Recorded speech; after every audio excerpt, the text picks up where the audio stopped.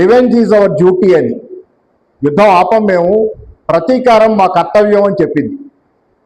ప్రతీకారం మా కర్తవ్యం.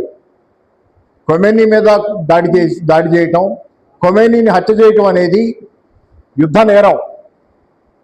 ఇరాన్ ప్రజల కోణం నుంచి చూస్తే అది మర్చిపోలేనటువంటి దుర్మార్గం. ఆ ప్రజలు ఇప్పుడు దాన్ని వదిలిపెట్టరు. ఇరాన్ ప్రజల్లో రకరకాలైనటువంటి అసంతృప్తులు ఉన్నాయి, గత నుంచి కూడా ఉన్నాయి, ప్రభుత్వం పట్ల కూడా ఉన్నాయి. అన్ని దేశాల్లో ప్రజల్లో కొంత భాగానికి ఎప్పుడూ ప్రభుత్వం పట్ల ఎప్పుడూ అసంతృప్తి ఉంటుంది. అంత మాత్రాన ప్రభుత్వాలు మారిపోవు. తల్లిదండ్రుల మీద పిల్లల కోపం ఉన్నంత మాత్రాన కుటుంబాలన్నీ అంత తేలిగ్గా విడిపోవు. అలాగే ఇరాన్ ప్రజలకు కూడా కొన్ని సందర్భాల్లో ప్రభుత్వం మీద కోపాలు వచ్చినాయి. దానిలో భాగమే మొన్న మధ్య జరిగిన ధరల పెరుగుదల కానీ, సమస్యలు, ఆర్థిక సమస్యల వల్ల కానీ ఒక ఉద్యమం నడిచింది ఇరాన్లో. అది పాశ్చాత్య మీడియా ప్రొజెక్ట్ చేసినట్లుగా ఇరాన్లో ప్రభుత్వాన్ని కూల్చేసే మార్చేసే స్థాయి ఉద్యమం కాదు, అదొక నిరసన ఉద్యమం. దాన్ని ఉపయోగపెట్టుకుని ఇరాన్లో అమెరికా ప్రభుత్వాన్ని కూల్చేయాలని చూసింది. మీరు మీ ఉద్యమాన్ని సాగించండి, మీ ప్రభుత్వాన్ని కూల్చేయండి, మేము వస్తున్నాం, మీకు సాయం చేస్తున్నాం అని.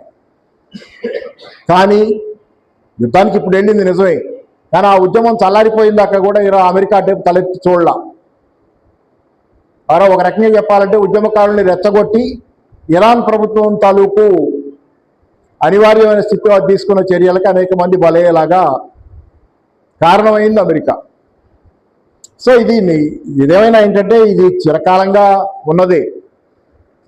ప్రపంచవ్యాప్తంగా ఈరోజు చూసుకుంటే చైనా, రష్యా, ఇరాన్, లాటిన్ అమెరికాలో అయితే వెనిజులా లాంటి దేశాలు, నార్త్ కొరియా, ఇవన్నీ ఒక సమిష్టి, ఒక కూటమిగా ఉన్నటువంటి సందర్భం. అయినా దీనిలో ఈరోజు మనకు జరుగుతున్న యుద్ధాలు ఒకటి యుక్రెయిన్ తెలుసు, ఇప్పుడు ఇరాన్ యుద్ధం, వెనిజులాలో కిడ్నాప్ చేసుకుని మధురం తీసుకెళ్ళటం. వీటన్నిటిలో మీరు గమనిస్తే కనపడేది ఏంటంటే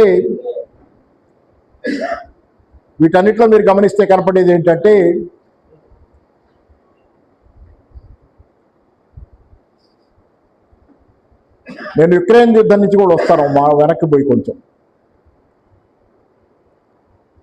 ఉక్రెయిన్ యుద్ధం చేసినప్పుడు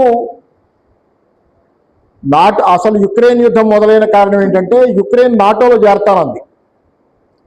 యుక్రెయిన్ నాటో అంటే అమెరికా కానీ యూరోప్ దేశాలు కానీ కలిపి రష్యాకి వ్యతిరేకంగా కట్టిన కూటమి. దానిలో యుక్రెయిన్ కనుక చేరితే రష్యా సరిహద్దుగా గ్యాపే ఉండదు. రష్యా సరిహద్దుకి నాటో దేశాలకి మధ్య